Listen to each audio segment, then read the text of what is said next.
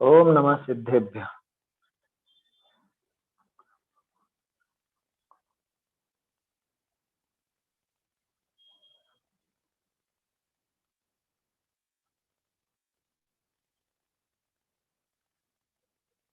मंगलमय मंगल करण वीतराग विज्ञान नमो ताहि जाते भये अरहंतादि महान। करि मंगल करि हो महाग्रंथ करण को काज। जाते मिले समाज सब पावे निज पद राज। सम्यक ज्ञान चंद्रिका की पीठिका पर अपनी चर्चा चल रही है। इसमें शास्त्राभ्यास की प्रेरणा दे रहे हैं टोडरमल जी। कल अपनी चर्चा चली थी थोड़ी, कल ज्यादा चर्चा हो नहीं पाई। शास्त्राभ्यास के अंग अपन देख रहे थे। शास्त्राभ्यास के अनेक अंग बताए, है ना। उसमें किसी भी तरह से उन शास्त्रों का पढ़ना, पढ़ाना, सीखना, सिखाना, बोलना, दोहराना, कुछ भी किसी भी प्रकार से वो शास्त्रों का संबंध बने वैसा काम करना चाहिए। शास्त्रों का अभ्यास कैसे भी हो, चाहे किसी से चर्चा करके हो, चाहे प्रश्नोत्तर करके हो, किसी भी तरह से अगर शास्त्राभ्यास का मौका बनता है तो वो करना ही चाहिए। क्या कहा था?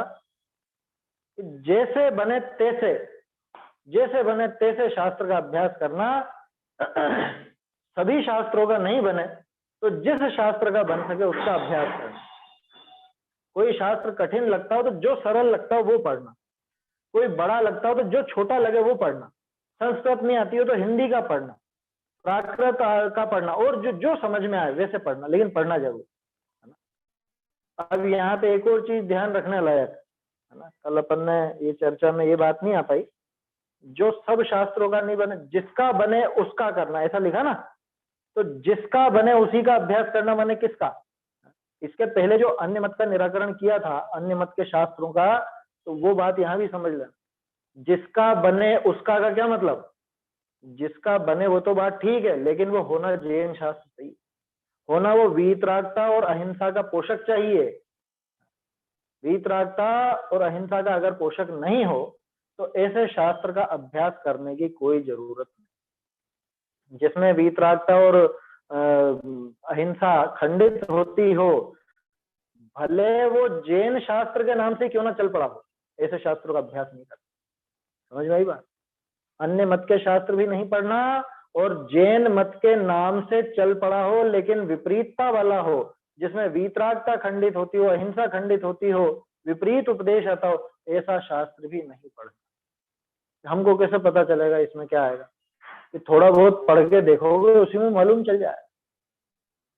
थोड़ा कुछ प्रकरण पढ़ते हैं ना तो उसी में पता चल जाता है कि यार इसमें तो गड़बड़ है, इसमें तो मिलावट है, आराम से पता चल जाता है। जैसे अपन ने मोक्षमा प्रकाशक पढ़ा, कहीं पे भी कोई स्खलन नजर आया क्या? कोई नया व्यक्ति भी अगर पढ़ने बैठे तो उसको इतना रोचक लगेगा कि वो छोड़ेगा नहीं उसको। क्या जैसे उपन्यास में ऐसी रुचि लगती है ना, लोग पढ़ते ही जाते हैं, पढ़ते ही जाते हैं। हाँ? तो खाने का समय जो तो अरे अभी अभी थोड़ी देर बाद खा लेंगे, थोड़ी देर बाद खा लेंगे, ऐसी रुचि लगती है उसको पढ़ने में, ऐसी कसावट है। तो ऐसे जो अपने शास्त्र हैं, समय सार जी आदि हैं, या मोक्षमा प्रकाशक जी जैसे ये सब ग्रंथ हैं, तो इन ग्रंथों का अभ्यास करना जिनमें वीतरागता और अहिंसा का भरपूर पोषण हो, है ना, उनका। तो ये जो पंक्ति थी खास इस पर विचार करना था कि जिसका बने उसी का अभ्यास करना। तो जिसका बने, किसका बने, कैसे बने? तो टोडरमल जी ने ये जो छूट दी है ना, ये छूट का अर्थ समझ लेना।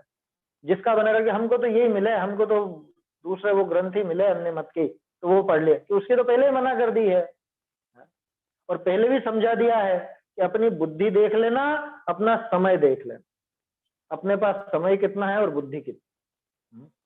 अब उम्र तो होगी है 75-80 साल, और अब कर्णानुयोग सीखने बैठे तो अब नहीं सीख सकता, उसके लिए नहीं है। अब वो न्याय ग्रंथों में अब प्रवेश करना चाहे, देखो बचपन से पढ़ा हो और वो पढ़े तब तो बात समझ में आती, वो तो पढ़ लेगा क्या, वो 75-80 साल की उम्र में भी वो सारी बातें पढ़ लेगा क्योंकि बचपन से पढ़ता है।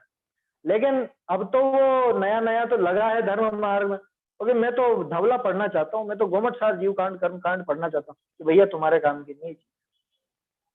समझ में आई बात? तो जिसका बने उसी का अभ्यास करने का अर्थ, सबसे पहली शर्त तो जैन शास्त्र होना चाहिए जिसमें वीतरागता का पोषण हो। दूसरी बात यह कि अपनी आयु, अपनी बुद्धि और इनका भी विचार कर लेना चाहिए, है ना। फिर जो जो रुचे वो पढ़ लो, मोक्षमा प्रकाशक रुचे वो पढ़ो, समय सारथी रुचे तो वो पढ़ो, है ना, रत्नकरण जी रुचे तो वो पढ़ो, जो रुचता हो वो पढ़ो, कोई दिक्कत नहीं। सभी अनुयोग पढ़ने लायक हैं, अभ्यास के योग्य हैं। अपनी भूमिका देख करके विचार करना और निर्णय करना, इतनी सीधी सी बात है। क्योंकि आचार्यों ने तो अलग अलग तरह के ग्रंथ लिखे हैं, तो वो सबका उद्देश्य तो एक ही है ना। 8वें अधिकार में टोडरमल जी ने जो लिखा, सबका प्रयोजन तो एक वीतरागता की सिद्धि का ही है। सबका प्रयोजन एक अपने आत्म स्वरूप को समझाने का ही है। चाहे वो गणित के माध्यम से समझाए, चाहे कहानी के माध्यम से समझाए, चाहे कुछ और क्रिया के माध्यम से समझाए, आया समझ? प्रयोजन तो सबका एक ही है। अब अपने को अपनी परिस्थिति देख करके वो निर्णय लेना चाहिए, लेकिन अभ्यास जरूर करना, परंतु अभ्यास विषय आलसी ना होना। अभ्यास करने में कोताही नहीं बरतना। कभी कभी होता है ना, अरे अभी बहुत दिन हो गए, देखो थोड़ा मन नहीं लग रहा था, तो हमने तो अभी 2-4 दिन के लिए छुट्टी ले ली, क्या 2-4 दिन के लिए स्वाध्याय से छुट्टी ली, कि बाकी चीजों से तो नहीं लेता छुट्टी। कुछ ऐसे भी होते हैं, कुछ ऐसे हमारे साथी भी हैं, वो कहते हैं कि कभी कभी क्या ऐसा मन में ऐसा हो जाता है, थोड़ी मन ही नहीं होता पढ़ने का। अरे पढ़ने का नहीं होता तो विचार करो, चिंतन करो। बहुत पद्धति बता दी ना, ये बता दो दिया यहाँ पे, शास्त्राभ्यास के अनेक अंग है। रोज रोज रोटी नहीं भाती तो कभी कुछ और बना लेते हैं कि नहीं बना लेते, लेकिन खाना तो खाते हैं ना। हा? खाना तो कोई नहीं छोड़ता ना। रोटी खाते खाते उब गए तो बाटी बना ली, वो उससे उब गए पूड़ी बना ली, कभी कुछ बना लिया, कभी कुछ बना लिया। तो भोजन तो किया ना, लेकिन अब पढ़ते पढ़ते उब गए तो सुन लो, सुनते सुनते उब गए तो पढ़ लो। आया समझ? नोट्स बना लो, गुनगुना लो, भजन गुनगुना लो, उसमें क्या है। अपने तो बहुत पद्धतियां, बहुत तरीके हैं, जिसमें देखो उसमें वैसी बात मिल जाएगी। वही वस्तु व्यवस्था की बात आप पढ़ना हो तो समय सारथी में पढ़ लो, अमृत चंद्राचार्य की टीका से पढ़ लो, जयसेनाचार्य की टीका से पढ़ लो। वो पढ़ने का मन नहीं कर रहा है अभी तो मोक्षमा प्रकाशक से पढ़ लो, परिणामों की बात पढ़ लो। वो उसमें मन नहीं लग रहा, भजन गुनगुनाने की इच्छा उसमें मन लग रहा तो वो पढ़ लो, भागचंद जी के भजन पढ़ लो। बात तो होगी वही आनी है सारी की सारी। तो देखो शास्त्राभ्यास के तो अनेक अंग हैं, जैसे बने वैसे, जिसका बने उसका, लेकिन करना जरूर। शास्त्राभ्यास में शिथिल नहीं होना। आया समझ? शास्त्राभ्यास में शिथिल नहीं। कई बार होता है ना ऐसा, अरे साहब अभी तो क्या हमारे शारीरिक अस्वस्थता ऐसी हो गई थी तो हम तो पढ़ ही नहीं पाए और ये नहीं कर। अरे पढ़ नहीं पाए, सुनने में कानों में थोड़ा बाधा है। कानों में बाधा हो तो पढ़ लो अपनी आंखों से, आंखों में बाधा हो तो सुन लो, किसी से बातचीत कर लो, चर्चा कर लो। अरे और कुछ नहीं तो जो पढ़ा है उसका विचार कर लो ना, अंदर अंदर दोहरा लो, उसमें क्या फर्क पड़ता है। समझ में आ रही बात? उन सबका दोहरान कर लो। आपको बचपन से लेकर जितनी चीजें अभी तक याद हैं उनको दोहराना बैठोगे तो 2-1 घंटे तो इसमें निकल जाए। आया समझ? जो भी पूजाएं हो, स्तुतियां हो, स्तोत्र हो, या और कुछ चीजें आपने पहले याद की हो, कुछ बिंदु हो ऐसे, उनको दोहराने लगो, उन पर एक एक पॉइंट पर विचार करो, गंभीरता से विचार करते हुए दोहराओ। 2-1 घंटे तो 2-1 घंटे क्या दिन भर निकल जाता है, उसमें क्या है बड़ी बात। मुनिराज के क्या काम है बताओ? मुनिराज अगर बाहर में कुछ करते हुए नहीं दिखते तो वो चिंतन ही तो करते हैं या आत्मलीन होता है। आत्मलीनता हमेशा तो हो नहीं पाती, ज्यादा देर की हो नहीं पाती, तो बाकी समय क्या करते हैं? विचार ही तो चलते, चिंतन ही तो चलता है। जो जीवन भर सीखा है, पढ़ा है, उसी का घोलन, उसी का मनन, उसी का चिंतन लगातार चलता है। वो शास्त्राभ्यास ही आया समझ? और वही असली है क्या? विचार होना, तत्व विचार होना, तत्व निर्णय होना, यही असली है। उसमें देखा था ना अपन ने सत्ता स्वरूप में, भागचंद जी ने बताया तो था, ये सारी क्रियाएं तेरी बेकार अगर शास्त्राभ्यास नहीं करता है तो, और तेरी शास्त्राभ्यास पूरी जीवन की बेकार अगर तू तत्व विचार नहीं करता है तो, और तेरा तत्व विचार पूरा बेकार अगर तत्व निर्णय नहीं किया तो। आखिर में तो निर्णय पे पहुंचना है, जैसे भी पहुंचो पहुंचो। ऐसा ये इसका भाव था। अपन ने इसके बाद वाला पैराग्राफ भी पढ़ तो लिया था, लेकिन उसकी चर्चा अभी बाकी है। देखो शास्त्राभ्यास की महिमा, ये तो गजब की पंक्तियां हैं।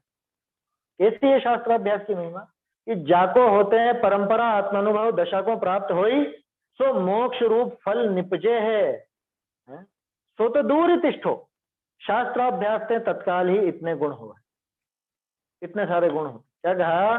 शास्त्राभ्यास की तो ऐसी अद्भुत महिमा है कि जिसके होने से परंपरा आत्मानुभव दशा को ये प्राप्त हो, माने परंपरा से क्रमानुसार क्रमशः उस आत्मानुभव की दशा को ये प्राप्त हो जाता है। आत्मानुभव का ये उपाय है। देशना लब्धि होती है ना 5 लब्धियों में, है? देशना लब्धि में वो पढ़ना सुनना जो भी है वो सब शास्त्राभ्यास के ही तो रूप है। बाहर में वो शास्त्राभ्यास होगा और इधर इसके समझने की योग्यता होगी, पात्रता होगी, और समझेगा, उस देशना को ग्रहण करेगा। देशना लब्धि अपने को मिली कि नहीं मिली? यूं तो अनंतों बार मिल गई, अनंतों बार मिल गई पहले भी, समझ में आ रही बात? लेकिन अच्छा, ये शास्त्र मिल जाना, ये उपदेश मिल जाना, इसका नाम देशना लब्धि है क्या? इसका नाम देशना लब्धि नहीं है। ये तो देशना मिली है, ये उस पर विचार करे और उसको अपनावे, उसका नाम देशना लब्धि। समझ में आ रही बात? देशना लब्धि तो वहां होती, और वो सम्यक की तरफ कदम बढ़ावे तो लब्धि कहलावे। देशना तो मिल गई, लेकिन अब उसको लब्धि बना लो क्या? जो उसको लब्धि बना लेता है, देशना लब्धि जिसको होती है, उसी के बाद आगे क्रमानुसार आगे बढ़ते बढ़ते वो आत्मानुभव को प्राप्त होता है, करण लब्धि आदि करके, है ना? यही है ना पद्धति। इसके बाद ही होता, इसके पहले कोई कर सका क्या? शास्त्राभ्यास के पहले, शास्त्राभ्यास के बिना कोई आज तक आत्मानुभव को प्राप्त हुआ हो तो बता दो। शास्त्राभ्यास के बिना करे ही। और शास्त्राभ्यास का अकेला रीडिंग मत लेना है ना, नहीं तो कहोगे कि वहां नारकी के कौन सा शास्त्राभ्यास होता है? अरे वो विचार तो शास्त्राभ्यास से मिले थे उसको, भले पिछले भव के मिले हो, पिछले भव में भी मिले तो वो शास्त्राभ्यास से ही मिले, किसी के उपदेश से, कुछ पढ़ने से, कुछ सुनने से, किसी बात के चिंतन से वो उसके दिमाग में बैठी वो बात और बाद में काम आ गई। तो परंपरा से आत्मानुभव दशा को तो प्राप्त होता ही होता है, और आत्मानुभवी हो गया तो मोक्ष भी तो होगा ही होगा, उसका पक्का है ना, रिजर्वेशन तो हो ही गया। सो मोक्ष रूप फल निपजे है, सो तो दूर ही तिष्ठो। मोक्ष रूप फल उसके निपटता है, माने मोक्ष रूप फल की उत्पत्ति होती है, ये बात तो दूर ही रहो। दूर ही तिष्ठो माने दूर ही बैठो, दूर ही रहो। ये बात तो भले दूर रहे, लेकिन आप तो तत्काल की बताओ, वो तो जब होगा तब होगा, है ना? किसने देखा मोक्ष होगा कि भी नहीं होगा? ऐसे भी तो है ना प्रश्न करने वाला।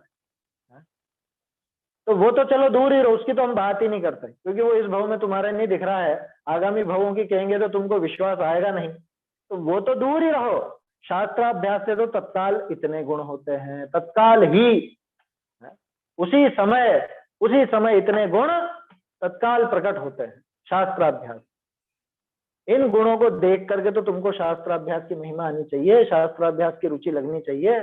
मोक्ष तो चलो बहुत दूर है भी, लेकिन ये गुण तो तत्काल मिल रहे हैं ना।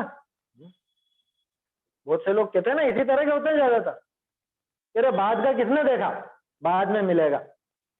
तत्काल में क्या मिल रहा है हमको, अभी हाथों हाथ क्या मिल रहा है वो बताओ, हाथों हाथ फायदा होता हो तो बताओ।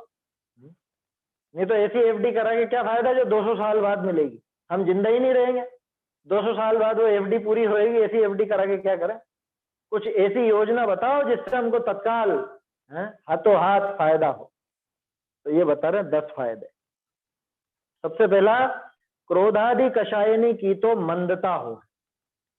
क्रोधादि कषाय ये सब तो घटती है ना। क्रोध आदि जो कषाय होती हैं अपनी, सभी कषाय, क्रोध आदि में कौन कौन आया? 9 कषाय आई कि नहीं आई? 9 कषाय भी आ गई, आया समझ में? 9 कषाय भी आ गई। हालांकि घटती है, देखो घटती है मतलब एकदम समाप्त नहीं होती, उनकी मंदता तो होती है। अच्छा, विशुद्धि लब्धि में क्या है? विशुद्धि लब्धि में क्या चीज है? कषायों की मंदता ही तो है ना, उस अनुरूप ऐसी मंदता जिसमें ये अपना तत्व विचार कर सके, आत्मा का स्वरूप विचार कर सके, ऐसी मंदता, उसका नाम है ना, सरल भाषा में बताया मैंने, विशुद्धि लब्धि, इसी का तो नाम है। इस तरह के परिणाम होना, तो बोलो शास्त्राभ्यास करते समय वो विशुद्धता तो अपने आप बनती बन। समझ में आ रही बात? शास्त्राभ्यास करते समय ये विशुद्धि बढ़ती है। क्रोध आदि कषायों की तो मंदता होती है। प्रैक्टिकल सोचो, विचार करो, इस समय किसको आ रहा है बहुत गुस्सा? या बहुत घमंड हो रहा है इस समय के, अरे हम तो ऐसे हैं और वैसे हैं। इस समय मतलब जब अपन शास्त्राभ्यास करते हैं और सही मन से करते हैं, ढंग से उसका अर्थ समझने का प्रयास करते हैं, तो न क्रोध, न मान, न माया, न लोभ, कोई कषाय वहां पर मुख्य नहीं। सभी कषाय मंदता को प्राप्त होती होती, ये नियम है। आया समझ? अरे शास्त्राभ्यास करते हुए, शास्त्र का स्वाध्याय आदि करते हुए, जो भी ढंग हो उसका, चाहे पढ़ना हो, सुनना हो, सुनाना हो, उस समय कषाय तीव्र हो तो वो शास्त्राभ्यास गुणकारी होती नहीं, वो शास्त्राभ्यास कहलाती भी नहीं है। व्यक्तिगत कषाय वश ऐसी बात हो तो, और जहां शास्त्र में कही हुई बात का ही विचार चल रहा है, उसको समझने का उपाय चल रहा है, वहां तीव्र कषाय संभव नहीं। नो कषाय में भी देख लो, हास्य, रति, अरति, शोक, भय, जुगुप्सा, स्त्रीवेद, पुरुषवेद, नपुंसक, इनमें किसी किसी का थोड़ा बहुत हो सकता है। जैसे शास्त्र में बहुत आनंद की बात आए, थोड़ी कुछ ऐसा उदाहरण वगैरह इस तरह का हो तो हंसी भी आ जाए, या बहुत प्रफुल्लता की बात आए तो अपना को थोड़ा सा ऐसा हास्य या रति थोड़ी बहुत लगती है, बाकी वो मंद ही है, वो तीव्र नहीं है। आया समझ में? वो जैसे हास्य कवि सम्मेलन होते हैं, उस तरह की बात थोड़ी ना होती, वैसी हास्य कषाय तो नहीं होती ना यहाँ पर।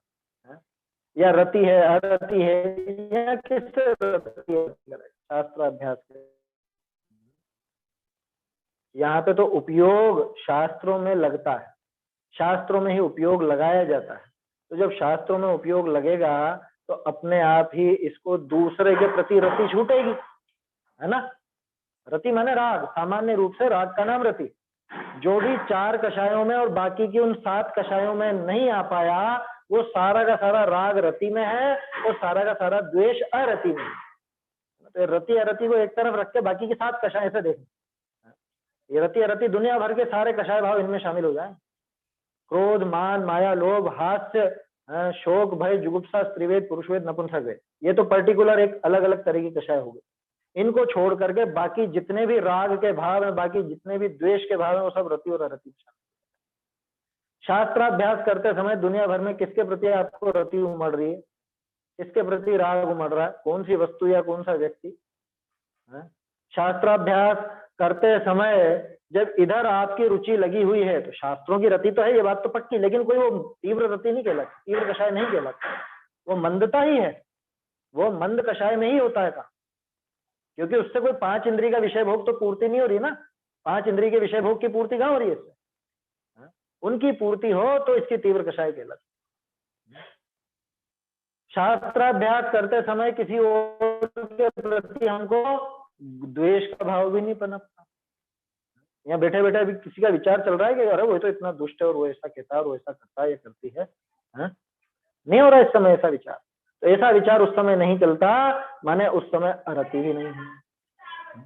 शोक, भय, जुगुप्सा, स्त्री, पुरुष, नपुंसक वेद, कुछ भी इस समय तीव्रता को प्राप्त नहीं हो सकता, ये गारंटी है, अगर मन से शास्त्राभ्यास कर रहे हो तो। और बाकी रेडियो की तरह यहाँ पड़ा हो और सिग्नल कहीं और का लगा रखा हो तो बात अलग है, वो तो शास्त्राभ्यास कर ही नहीं। ऐसे तो शास्त्राभ्यास करते करते पाप बांधने वाले जीव भी हैं, तो लेकिन वास्तव में शास्त्राभ्यास कर कहाँ रहे थे? वो तो खुद के ही विचारों में मग्न है। समझ में आ रही बात? तो सबसे पहला कषायों की तो मंदता होती है। दूसरा, पंच इंद्रियनी के विषयनी विषय प्रवृत्ति रुके है, 5 इंद्रियों के विषयों में प्रवृत्ति रुकती है।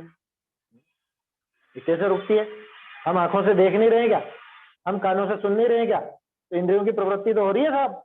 अरे यहाँ पे विषय भोगों की बात है ना, जिसको आप भोग कहते हो, जो पाप का भाव है। यहाँ बैठे बैठे गाने सुनने का तो नहीं है ना विचार, या गाने थोड़ा सुन रहे हो बैठ करके, ये तो जिनवानी की बात है, वो सुन। या क्या देख रहे हो, क्या पढ़ रहे हो, आंखों का उपयोग काहे में कर रहे हो? किसमें चल रहा है आंखों का उपयोग? ये शास्त्र की लिखी हुई बातों में चल रहा। अरे बात समझ। ये तो कोई कोई ऐसे भी होते हैं बैठे बैठे इधर देख रहे हैं उधर देख रहे हैं, मुंह ताकते रहते हैं, घड़ी ताकते रहते हैं, क्या कि अब टाइम पूरा, उनकी बात नहीं है, शास्त्राभ्यास वाले जीव की बात, जिसकी रुचि शास्त्राभ्यास में। तो 5 इंद्रियों के विषयों में प्रवृत्ति रुकती है। पहले भी देखो अपन ने कई बार चर्चा की है इस बारे में, शास्त्राभ्यास को क्यों परम तप कहा गया, स्वाध्याय को परम तप क्यों कहा गया, कि यहाँ 5 इंद्रियों की इच्छाओं को रोका जाता है। इच्छा निरोध तप है ना, इच्छा के निरोध को तप कहते हैं, और यहाँ पे अपने आप ही वो इच्छाओं का निरोध अपने आप बाय डिफॉल्ट ऑटोमेटिक बना हुआ ही है। इस समय आपको कुछ खाने पीने की इच्छा नहीं हो रही, इस समय आपको कोई ऐसी इच्छा नहीं हो रही कि अरे अच्छा स्पर्श होना चाहिए, बढ़िया गद्दे होने चाहिए, हैं, ठंडी ठंडी हवा होनी चाहिए, सर्दी है तो गर्म हवा होनी चाहिए, ऐसा शास्त्राभ्यास के समय तो नहीं। और जिसको ऐसा भाव चलता हो तो वो शास्त्राभ्यास नहीं कर रहा है, ये पक्का समझ।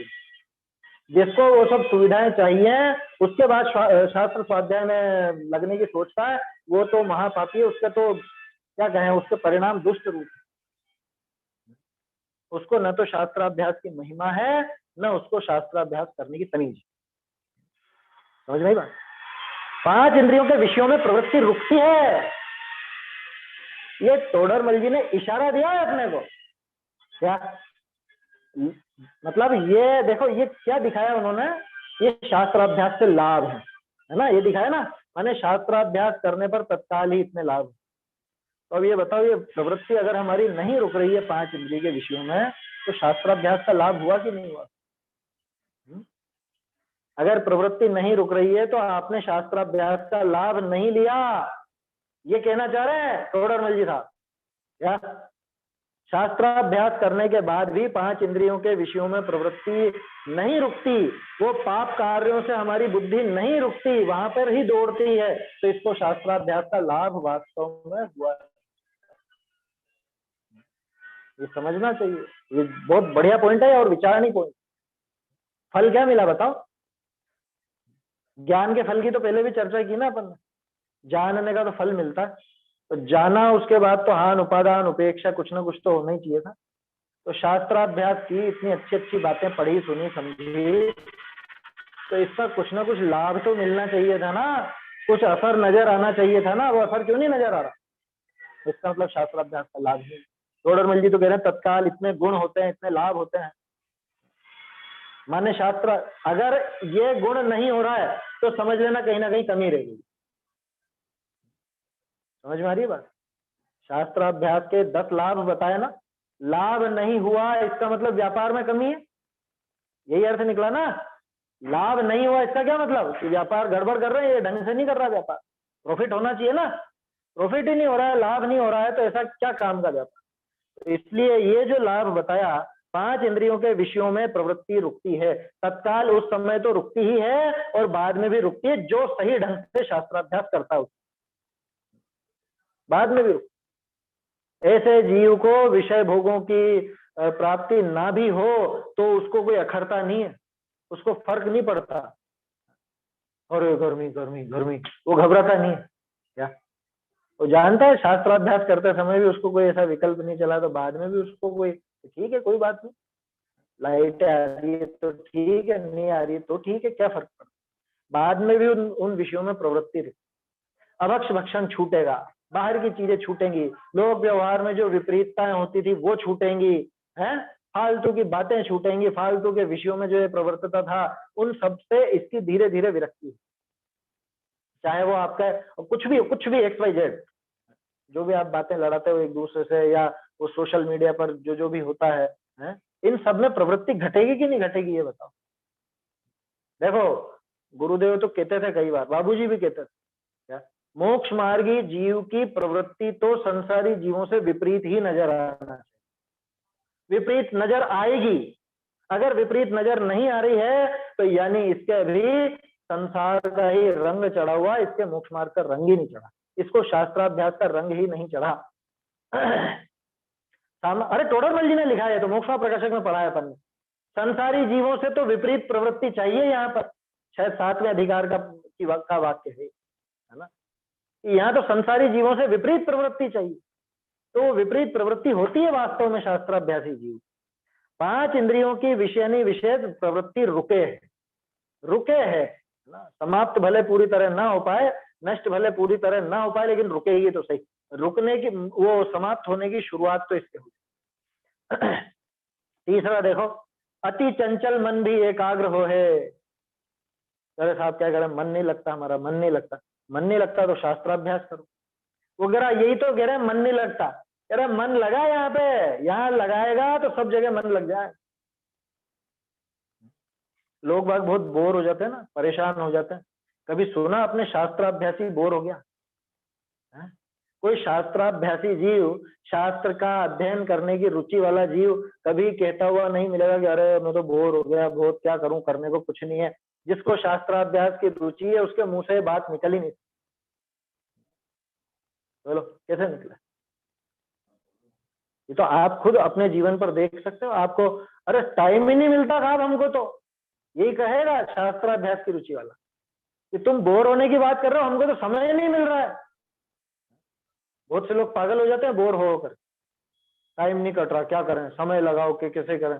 एक काम करो, कुछ कुछ क्या बोलते हैं वो क्रिएटिविटी में, उसमें कुछ एक्टिविटी कुछ करो, हैं, पौधे लगाओ, ये करो वो करो, ड्राइंग कर लो, कुछ चीज बना लो, ऐसा कर लो वैसा कर लो, यार दोस्तों क्या हुआ, है कि ऐसी बात शास्त्राभ्यासी को तो आएगी नहीं कभी जीवन में, ऐसी नौबत ही नहीं आएगी। क्यों नहीं आएगी? कि उसके तो वैसे ही समय की कमी। वो जानता है समय बहुत कम रहता है, मुझे तो ये सब पढ़ना है, ये सब सीखना है, मुझे ये बातें जीवन में उतारनी है। उसमें उसको दिन भर के 24 घंटे कम पड़ जाते हैं उसको, शास्त्राभ्यास में लगने वाले जीव। आप में से जो बहुत अतिरिक्त रुचि वाले जीव हैं उनमें से कोई कोई को तो वास्तव में कम लगते होंगे कि अभी तो मुझे इसका भी सुनना है, इसका भी सुनना है, इसका भी सुनना है, इसका भी सुनना है? मुझे तो सब वक्ताओं का सुनना है, एक दिन में सब सुन लूं मैं तो। एक दिन में सारे शास्त्र पढ़ लूं मैं तो। बोलो बहुत ज्यादा ही रुचि हो किसी की। ये रुचि क्या है असल में? सिर्फ सुनने की रुचि। विचारवान को इतने विकल्प नहीं हो, क्योंकि आकुलता कम होनी चाहिए वास्तव में। आया समझ? देखो क्या कहा, अति चंचल मन भी एकाग्र हो। एकाग्र होता है, अत्यंत चंचल मन भी एकाग्र हो जाता है। अरे कौन सा था वो आत्मानुशासन का, कौन सा छंद? शायद 179-80 के आसपास था, 180 या 90, कौन सा था, है? कि तू ये इस मन रूपी बंदर को ये शास्त्र रूपी वृक्ष पर लगा दे, इस पे छोड़ दे, एक सारी कूद फांद यही करता रहेगा, बोर नहीं होगा ये। समझ में आ रही बात? बच्चे कहते हैं ना छुट्टी वाले दिनों पर कि पापा हम तो बोर हो रहे हैं, कहीं कहीं घुमाने ले जाओ, मम्मी की हमको कहीं कुछ काम बताओ, क्या बोर हो रहे हैं, क्या करें क्या करें। बोलो शास्त्र की एक बार रुचि डाल दो, वो बोर ही नहीं होगा जिंदगी। पढ़ने की अगर रुचियां डाल दी आपने आपके बच्चों में, मेरी गारंटी वो बोर नहीं हो सकता, नहीं हो सकता बोर। बच्चे की अपने आप रुचि बन गई ना पढ़ने की, तो आपको कुछ भी नहीं करना, वो अपने आप किताब खोल के बैठ जाए कि मैंने ये ग्रंथ पढ़ लिया, अब दूसरा दे दो, ये पुराण तो पढ़ लिया मैंने, ये वाली कहानी पढ़ ली, अब दूसरी दे, अब दूसरी दे। समझ में ही बात? ये बहुत जरूरी है। तो देखो तोडरमल जी ने बोरियत से बचाने का उपाय भी बता दिया। अति चंचल मन भी एकाग्र होता है। अपन दूसरे बिंदु पर बात कर रहे हैं, है ना, अपन बात कर रहे हैं मन इधर उधर दौड़ता, उसको कुछ ना कुछ चाहिए, बोर नहीं हो जाए इसलिए। अभी खास बात तो अभी है, चंचल मन भी एकाग्र होता है। एकाग्रता पे बात नहीं की अभी अपन। क्या कहा? अति चंचल मन भी, जिसका मन इधर उधर दौड़ता रहता है, बात कभी क्या कभी क्या, कभी किसकी बात करता कभी किसकी बात करता है, मन नहीं लगता किसी काम में, एकाग्रता की कमी है, फोकस नहीं है बराबर, तो शास्त्राभ्यास करने वाले जीव का फोकस भी बढ़ता है। ध्यान रखना, लेकिन खास तौर पे वो ढंग से शास्त्राभ्यास करे उसका बढ़ेगा। आज थोड़ा उल्टा काम नजर आता है, फोकस घटने वाली बात नजर आ रही है शास्त्राभ्यासी जीवों की। शास्त्र अभ्यासी नहीं कहना चाहिए, शास्त्र सुनने वाले जीव, क्योंकि बहुत बहुत सुनना है ना, बहुत सुनना है, बहुत सुनना है, तो एक ही जगह उपयोग रहता ही नहीं, क्या तो टिकता ही नहीं। न इस चीज को ढंग से समझ पाते हैं, न उस काम को ढंग से कर पाते। शास्त्राभ्यास करो, दत्त चित्त होकर के करो, गंभीरता से करो। आया समझ में? भाई सीधी सी बात है, जो काम करो ईमानदारी से, इतनी सी बात है। जब आप शास्त्राभ्यास कर रहे हो तो सिर्फ शास्त्राभ्यास ही करो, है ना। बाकायदा जो आप पढ़ रहे हो तो पढ़ने में ही दिमाग लगाओ, दूसरे दूसरे काम में मत लगाओ। सुन रहे हो तो सिर्फ सुनने में ध्यान लगाओ, दूसरों से भी बात करने लग गए, दूसरा काम भी करने लग गए, रसोई का काम भी चालू हो गया, ये भी हो गया, वो भी हो गया, तरह तरह की बात। ऐसा काम नहीं करते। एक तो कल भी करी थी, कल या परसों कब करी थी अपन। तो अति चंचल मन भी एकाग्र होता है। आप जब गंभीरता से, और मैं तो बताता हूँ, सुबह सुबह आप उठ करके और पढ़ के देखना करिश्ता। सुबह जल्दी उठ करके शांति में, जब कोई कोलाहल नहीं, कोई हल्ला गुल्ला नहीं है, दूसरी भी आवाजें नहीं आ रही, एकदम शांत चित्त होकर के, एकाग्र होकर के पढ़ के, धीरे धीरे वहां पे मन लगने लगेगा ना, आपका फोकस बढ़ेगा, अपना एकाग्रता बढ़ेगी। और ये एकाग्रता बढ़ती है तो सिर्फ अकेले शास्त्राभ्यास में काम आती हो ऐसा नहीं है, ये सभी जगह काम आता है। आपके दूसरी जगहों पर भी ये एकाग्रता बहुत काम आएगी। चाहे आप घर का कोई काम कर रहे हो, चाहे बाजार का, दुकान का, व्यापार का, कुछ भी काम कर रहे हो, एकाग्रता तो सब जगह चाहिए। अरे दुकान पे बैठे बैठे नोट गिन रहे हो, उसमें क्या एकाग्रता नहीं चाहिए क्या? है समझ। तो अति चंचल मन भी एकाग्र होता है, ये गुण होता है। देखो प्रैक्टिकल गुण बता रहे टोडरमल जी यहाँ पर, क्या 5 इंद्रियों के विषयों में प्रवृत्ति रुकती, अति चंचल मन भी एकाग्र। चौथा बिंदु, चौथा गुण, हिंसादि पंच पाप न प्रवर्ते हैं तत्काल। बोलो कौन सा पाप हो रहा है? कौन सा पाप हो रहा है? दूसरे कार्यों में तो फिर भी सावध्य कार्य ज्यादा नजर आता। तो चरणानुयोग में देखा था ना अपन ने, चरणानुयोग के पक्षपाती वाले। दूसरी तो सब सावध्य क्रियाएं होती हैं, है ना? या वो धन के पक्षपाती में आया था, है?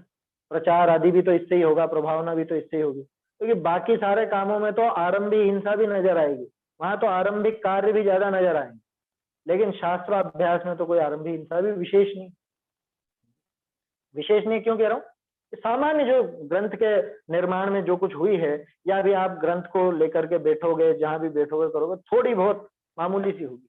यूं समझ लो सामयिक में जितनी हो उससे थोड़ी सी ज्यादा, बस, है ना? बाकी तो होने नहीं है उसमें कोई ऐसी हिंसा विंसा भी नहीं। हिंसादि पंच पाप न प्रवर्ते, पांचों पे लगा के देखो। झूठ का तो सवाल ही पैदा नहीं होता, सारी तो सच्ची बातें पढ़ रहे हैं अपन, हैं? सच्ची बात ही पढ़ रहे हैं, सच्ची बात ही समझ रहे हैं। अनादिकाल से जो झूठ माथे पर छाया हुआ है उसका और नाश होने लगा। वस्तु व्यवस्था की बात सुनकर के अपन अपने द्रव्य तक सीमित रहते हैं, निज द्रव्य और परद्रव्य की भिन्नता समझते हैं, तो परद्रव्य के ग्रहण का भाव ही नहीं आता, चोरी से बच रहे, पारमार्थिक चोरी से। अपने आत्म स्वभाव को समझ रहे, अपना शील समझ रहे, शील माने स्वभाव, उस शील को समझने के कारण, आत्म स्वभाव को समझने के कारण वो ब्रह्मचर्य वहां फल रहा है, वो शील का त्याग हो रहा है अपने आप ही स्वयं। बाहरी तो है, बाहरी तो है ही नहीं, है ना? व्यवहार से जिसको अपन हिंसा, झूठ, चोरी, कुशील, परिग्रह कहते हैं, वो तो है ही नहीं, बल्कि भाव हिंसा, भाव झूठ, भाव चोरी, भाव कुशील, भाव परिग्रह, ये सब भी शास्त्राभ्यास के आया समझ में? हिंसादि पांचों पाप नहीं प्रवृत्त। अरे इस समय तो परिग्रह भी नहीं। हाँ, शास्त्रों को किसी ने अपना परिग्रह मान रखा हो तो वो बात अलग है, तो भी वो कोई ऐसा पाप रूप ऐसा नहीं आया समझ में? वो कोई पाप रूप तो है नहीं, वो तो अपने काम के लिए, अपने आत्मा को समझने के लिए, आत्म स्वरूप को समझ। तो पांचों पाप भी वहां प्रवर्तित नहीं होते। इसका क्या मतलब निकला? अरे पांचों पाप नहीं होते, इसका अनर्पित वाक्य लो। क्या होगा कि शुभ भाव होंगे, पुण्य होगा। जब पाप नहीं होंगे तो अपने आप पुण्य भाव। दूसरा अर्थ, इन हिंसादि पापों से विरक्ति का नाम ही तो व्रत है ना, है? उसी को तो व्रत कहते हैं ना। तो 5 पाप जिस समय नहीं हो रहे, 5 पापों से विरक्ति जिस समय चल रही है, तो अपने आप ही एक अंतरंग रूप से व्रत की भूमिका में गया, शास्त्राभ्यास के समर्थ की भूमिका में। जैसे रत्नकरंजी में आता है ना कि वो सामायिक आदि में स्थित जीव वो मुनि समान है, मुनि के जैसा बताया ना सामायिक में स्थित जीव को, है? तो ऐसे ही यहाँ पर इसके 5 पाप से रहित होने के कारण ये व्रत यहाँ पे अपने आप बन गई। कोई प्रतिज्ञा ली नहीं है इसमें, लेकिन व्रत रूप प्रवृत्ति इसके शास्त्राभ्यास के समय भी। यहाँ किसी प्रकार की कोई हिंसा का भाव नहीं है इसको, है ना? किसी जीव के घातने का भाव नहीं है, बल्कि भाव हिंसा की भी बात नहीं, क्योंकि राग द्वेष से छूटने की बात यहाँ की जाती है। तो भाव हिंसा, द्रव्य हिंसा या झूठ, चोरी, कुशील, परिग्रह, इनमें द्रव्य भाव कैसा भी रूप लगा लो, उन सबका यहाँ अभाव रहता है। इस रूप में ये गुण होता है। और क्या कहा, पांचवा, स्तोक ज्ञान होते भी त्रिलोक के त्रिकाल संबंधी चराचर पदार्थनी का जानना हो। स्तोक ज्ञान, स्तोक माने अल्प, कम, कम ज्ञान है ना अपने को तो मति श्रुत ज्ञान है, वो भी क्षायोक्षमिक ज्ञान ही है तो। और इसमें भी ऐसी बात है कि कभी कभी तो एकदम गायब हो जाता है माने है? होता है ना, कई बार भूल गए साहब, ये तो बात ही भूल गए, ये चीज पढ़ी तो थी पहले लेकिन निकल गई दिमाग से, उसमें क्या, सब गाथाएं वाथाएं याद और निकल जा, दिमाग से निकल गई। बोलो, तो स्तोक ज्ञान, इतना कम ज्ञान होने पर भी, अरे हमें इतना तक ज्ञान नहीं होता कि पीठ के पीछे क्या है। बोलो, अपनी पीठ के पीछे क्या है, दिख रहा है क्या? कुछ भी नहीं दिखता। शरीर के अंदर क्या है, नजर नहीं आता। इस शरीर में रहते हुए भी शरीर के अंदर क्या क्या चल रहा है, क्या क्या गंदगी है या क्या है, वो कुछ भी हमको मालूम नहीं पड़ता। समझ में आ रही बात? इतना कमजोर ज्ञान है, माने इतना सीमित ज्ञान होने पर भी शास्त्राभ्यास वाले को 3 लोक 3 काल का जानना होता। ऐसा कैसे संभव है? कोई केवल ज्ञान थोड़ी ना हो जाएगा। अरे भैया, 3 लोक के त्रिकाल संबंधी चराचर पदार्थों का जानना ऐसे होता है कि शास्त्राभ्यास में केवल ज्ञान गम्य बातें भी आती। जो चीजें पूरे विश्व में केवली को छोड़कर और कोई नहीं जान सकता था, वो बातें भी शास्त्राभ्यास के माध्यम से हम जैसे कम ज्ञान वालों को जानने में। बोलो, कर्म किसने देखे आज तक? केवल ज्ञानी भगवान नहीं देखे ना, तो 3 लोग 3 काल के जानने वाले उन कर्मों को जानते हैं। अब उन्होंने जाने, उन्होंने जो बताया उस अनुसार शास्त्र रच दिए गए और उन शास्त्रों के माध्यम से हमको उन कर्मों का ज्ञान मिला। नहीं तो बताओ, हमारे ज्ञान में ऐसी कौन सी ताकत जो हम कर्मों को जान ले? हम कैसे जान सकते थे कर्मों का क्षयोपशम, क्षय, उदय, निर्जरा और चीजें जो भी होती, हमको कैसे पता चली? बताओ, सुमेरु पर्वत है, कितना बड़ा है, 1,40,000 योजन का है, कैसे पता चला? बताओ, ये तो केवल ज्ञान गम्य बातें है ना। और शास्त्राभ्यास में वो ताकत है कि कम से कम ज्ञान वाला भी ज्यादा से ज्यादा ज्ञान वाले की बात जान ले। वो केवल ज्ञानी भगवान की कही हुई बात हम इन शास्त्रों के माध्यम से जान लेते। उनकी कही हुई माने उनकी जानी हुई। 3 लोक के त्रिकाल संबंधी चराचर पदार्थों का जानना, ये शास्त्राभ्यास। राम जी कहाँ गए, लक्ष्मण कहाँ गए, लक्ष्मण निकल करके कब भगवान बने, रावण क्या बनेगा, ये सब बातें कोई जान सकता था? कैसे जानता? बताओ। शास्त्राभ्यास के द्वारा ही हमने ये जाना, क्योंकि शास्त्र जो है वो केवलियों के द्वारा बताई गई बात को बताते हैं। केवलियों के द्वारा जो जाना गया वो केवलियों ने बताया, और केवलियों ने जो बताया वो शास्त्रों में लिखा गया। उन शास्त्रों को हम पढ़ करके उनके द्वारा जानी हुई बात को हम जान ले। बोलो, कितनी बड़ी सुविधा है। केवल ज्ञान नहीं होने पर भी केवल ज्ञान गम्य विषयों को हम जान, ये मामूली बात है? पूरी दुनिया में कौन जान सकता है उन सब चीजों को? बता दो। केवल ज्ञानियों को छोड़ के वही जान सकेगा जिसने केवली के अनुसार लिखे गए शास्त्रों को पढ़ा हो। शास्त्राभ्यास वाला ही जान, ये महिमा आनी चाहिए। समझ में आ रही बात? स्तोक ज्ञान होते भी त्रिलोक के त्रिकाल संबंधी, 3 लोक के, पूरे 3 लोक के। बोलो, आप ये जान गए कि 16 स्वर्ग हैं, उनके ऊपर 9 ग्रह हैं, फिर 9 अनुदिश है, 9 अनुत्तर हैं, उसके बाद फिर सिद्ध शिला है और 45 लाख योजन की और ऐसी है। कोई पूरी दुनिया में कोई कह सकता था ये बात? पूरी दुनिया में कौन जान सकता था केवल ज्ञानियों को छोड़ के? लेकिन केवल ज्ञानियों ने जो जाना, वो जान करके वो शास्त्र, मतलब उनके द्वारा कही हुई बात से वो शास्त्र बने, और शास्त्राभ्यास के माध्यम से हम भी जान, हमको भी वो बात मालूम चली। हम में इतना ज्ञान नहीं था लेकिन मालूम चल गया। बात समझ में आ रही है? तो ऐसा है ये स्तोक ज्ञान होने पर भी मत परवाह करो। क्षयोपशम ज्ञान है, मतिश्रुत ज्ञान है, कमजोर ज्ञान है, मत परवाह करो कि तुमको तो केवल ज्ञान की जानी हुई वस्तुएं दिखा देंगे हम, ये शास्त्राभ्यास करोगे। ऐसा टोडरमल जी कह रहे। छठी बात, ये बहुत काम की है, हे उपादेय की पहचान हो। बोलो, कैसे जानते हैं? तो किस भांति पदार्थ पाति, कहाँ लहते रहते अविचारी। जिनेंद्र भगवान की वाणी अगर नहीं होती, ये शास्त्र अगर नहीं होते, शास्त्राभ्यास की पद्धति अगर नहीं होती, ये हे और उपादेय की पहचान कैसे होती? कौन बताता? पूजा करने वालों से पूछ लो कि भैया क्या है और क्या उपादेय, क्या करना अपने को, क्या नहीं करना। क्या करना? पूजा करनी और क्या करना, बस है, व्रत उपवास करना है और क्या करना। शास्त्राभ्यास वाला बता सकता है कि क्या छोड़ना है और क्या ग्रहण करना।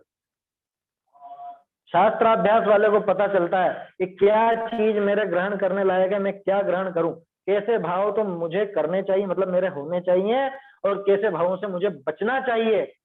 ये सारी बात शास्त्राभ्यास वाले जीव को ही पता चलती, अन्य किसी को पता नहीं चलती, अन्य कोई नहीं मान सकता। बोलो, पूरी दुनिया में ये ताकत शास्त्राभ्यास वाले को मिली है। उपादेय की पहचान शास्त्राभ्यास वाले को। रास्ते चलते किसी से भी पूछ लो भैया क्या है क्या उपादेय, तो पहले तो पूछा है उपादेय क्या होता है? कि चलो हे उपादेय मत कहो कि क्या ग्रहण करें और क्या छोड़ें, सब ऊट पटांग जवाब दें, कुछ नहीं, रुपया पैसा ग्रहण करो, बीमारियों को छोड़ो ये कहेंगे। बुरी आदतें छोड़ो, गंदा काम छोड़ो, नशा छोड़ो, व्यसन छोड़ो, ये कह देंगे ज्यादा से ज्यादा। ये कौन कहेगा कि ये राग है, ये शुभ राग भी है, ये ग्रहण करने लायक नहीं है। इन सबसे भिन्न मेरा जो त्रिकाली ध्रुव भगवान आत्मा है, वही एकमात्र उपादेय है। वही उपादेय, उसी की शरण लेने लायक। कह रहे वो उपादेय क्या है? वो तो मैं स्वयं ही हूं। व्यवहार से कहा जाता है सवर्ण निर्जरा मोक्ष उपादेय।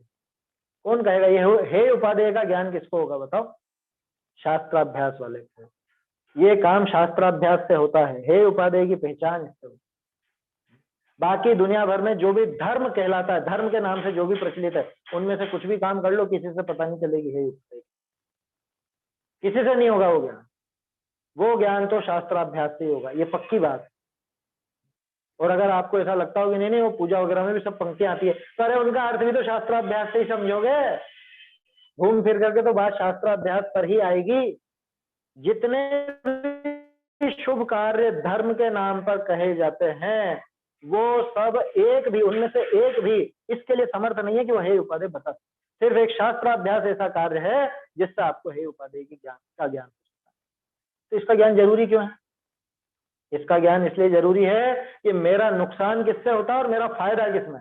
तो जिससे नुकसान होता है उसे तो मैं छोड़ूं, और जिससे फायदा होता है उसे ग्रहण करूं, जिससे मैं परम सुखी हो सकूं।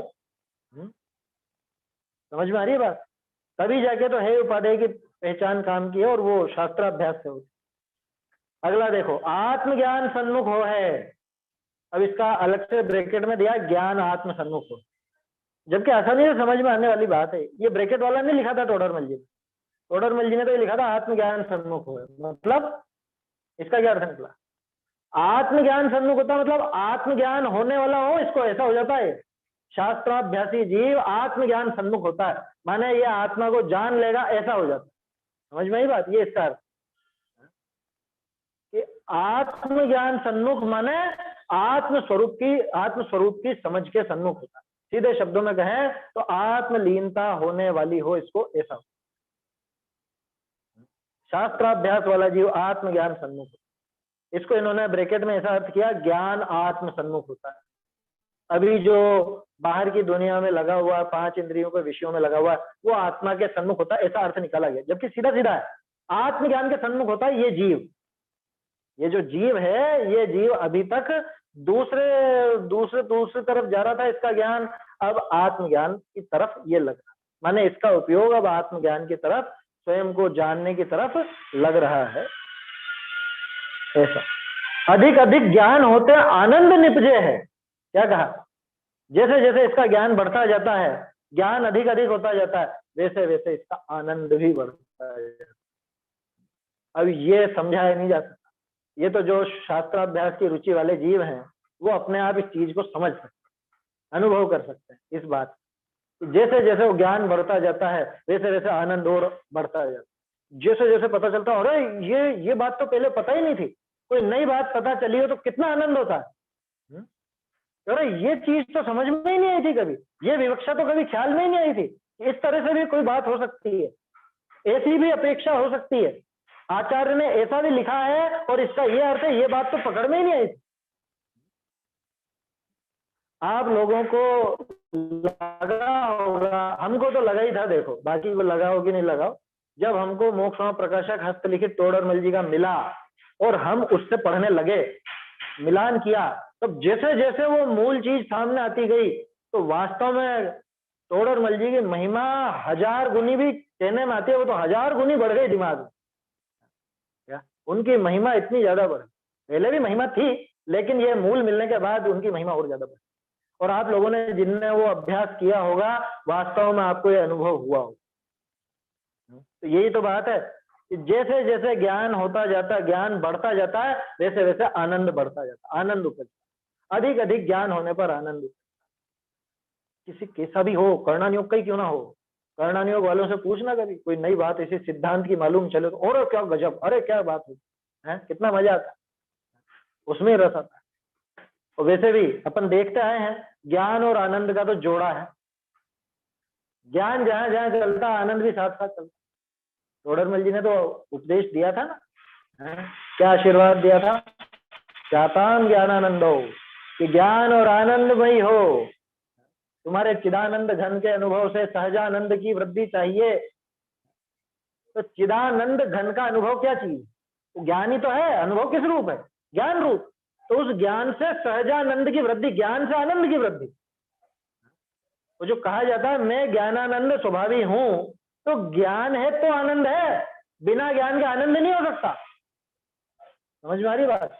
और बिना आनंद के ज्ञान ज्ञान नहीं, आनंद अगर प्रकट नहीं हुआ है तो ज्ञान अभी तक निष्फल ही रहा। बात समझ में आ रही, बिना ज्ञान के आनंद नहीं और बिना आनंद के ज्ञान की सार्थकता नहीं। ऐसा तो जैसे जैसे अधिक अधिक ज्ञान होने पर आनंद उपजता जाता है, आनंद बढ़ता जाता है। समय तो मेरे ख्याल से हो गया है, पढ़ लेते हैं ये 2 पॉइंट और हैं, ये पैराग्राफ तो पढ़ता है।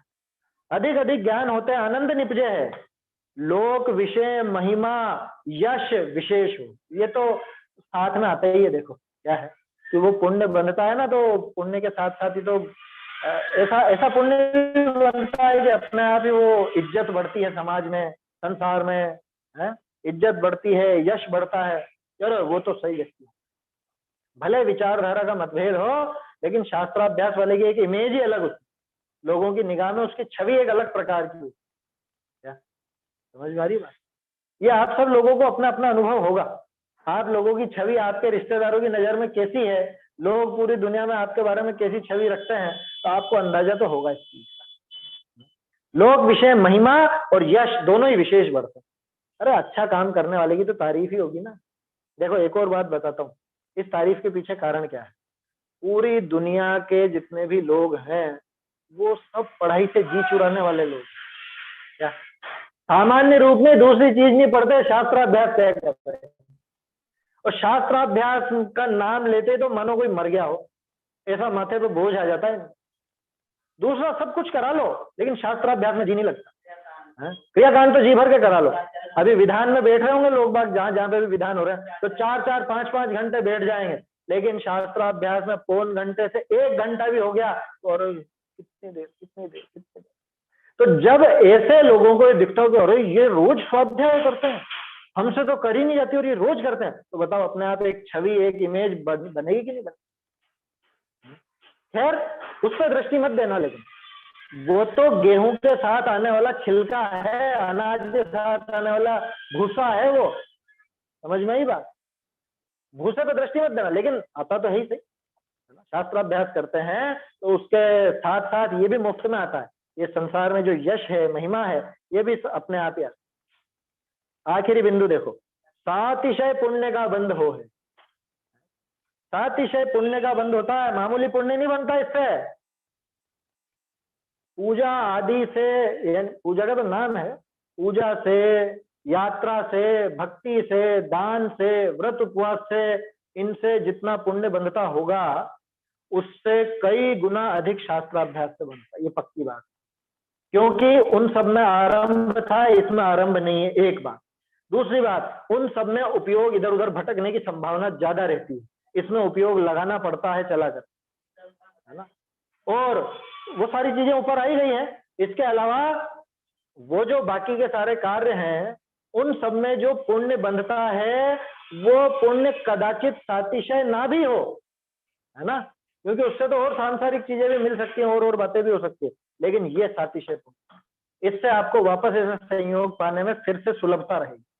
क्या लिखा ना टोडरमल जी ने, है अतिशय सहित, विशेषता सहित, अत्यधिक, है ना, इस सबको सातिशय कहते हैं। बहुत ज्यादा बने उसको भी सातिशय कहा जाता है। देखो क्या कह रहा था मैं, हाँ वहां 260 नंबर पेज, मोक्ष प्रकाशक, क्या लिखा, इस भाव में अगर वो मोक्ष नहीं भी जा पाए तो अगले भाव में संस्कार के वश से, तो वो संस्कार कैसे आया, संस्कार पुण्य की देन नहीं है, मैं तो ये बता रहा हूँ कि अगले भाव में उसको जो सामग्री मिली, वापस से देवशास्त्र गुरु का योग अगर मिल जाएगा तो वो किसकी वजह से मिला, वो सातिशय पुण्य से, वो इससे होता है। आया समझ, वो सातिशय पुण्य ऐसे बनता है। ये शास्त्राभ्यास से होने वाले तत्काल के लाभ हैं कि हम भविष्य का नहीं दिखा रहे तुझे, लोग भविष्य का नहीं दे रहे लोग, ये 200 साल बाद ये एफडी पकेगी तेरी, अरे हम तो कह रहे हैं तो आज इसमें पैसा लगा और आज ही कमा, तत्काल लाभ, तत्काल, आज के आज। आया समझ, लंबे समय तक नहीं रखना पड़ेगा इस, आज ही, आज पैसा लगाओ और आज ही कमाओ, ऐसे 10 लाभ तत्काल होता है। और मुझे नहीं लगता कि इन 10 लाभ से बढ़कर कोई और लाभ कोई दिखा सकता है किसी और काम में। टोडरमल जी ने जो लाभ दिखाया है कि किसी और काम में इस तरह के लाभ या इनसे बढ़कर के कोई लाभ किसी और बाहरी क्रिया में तो नहीं दिखाई। ध्यान का नाम मत लेना, क्योंकि शास्त्राभ्यास से तो ध्यान ऊंचा ही है, लेकिन वो ध्यान बिना शास्त्राभ्यास के किसका करेगा, वो ध्यान बिना ज्ञान के कैसे होगा, बिना ज्ञान का ध्यान तो गधे के सींग के समान, ऐसा लिखा ना। सातिशय पुण्य का बंध होता है, इत्यादि गुण शास्त्राभ्यास करते हैं तत्काल ही प्रकट हुई है, तत्काल ऐसे गुण प्रकट होते हैं, कहते हैं शास्त्राभ्यास अवश्य करना। इसलिए भैया बार बार प्रेरणा दे रहे हैं कि शास्त्राभ्यास जरूर कर। अब आगे बताएंगे कि शास्त्राभ्यास करने का समय पाना भी बहुत महादुर्लभ है, मामूली बात नहीं है, ये आगे बताएंगे, इसकी चर्चा अपन कल करेंगे। और संभवतया कल ये शायद अपना पूरा हो जाएगा प्रकरण। आपको इनके संबंध में जो भी पीछे से अभी तक कोई प्रश्न आया हो, कोई वैसे उठ ही नहीं सकता। टोडरमल जी जो बात कह रहे हैं उनके समझाने के बाद किसी के चित्त में कोई प्रश्न रह जाए, मुझे तो असंभव लगती है बात, क्योंकि खुद की शैली है उनकी। तो जो प्रश्न उठते हैं, बल्कि जो अपने नी भी उठते हैं, वो सब उठा करके उन्होंने जवाब दिया। फिर भी अगर कोई प्रश्न ऐसा रहा तो उसको भी देखेंगे और कल ये प्रकरण अपना पूरा हो जाए, है ना। एक तरह से देखा जाए तो शास्त्राभ्यास जो करना घाटे का सौदा नहीं है ना, यही तो है, घाटे का हो ही नहीं सकता, हाँ, फायदे का सौदा ही नहीं है, हो ही नहीं सकता, कोई घाटा नहीं हो सकता इसमें।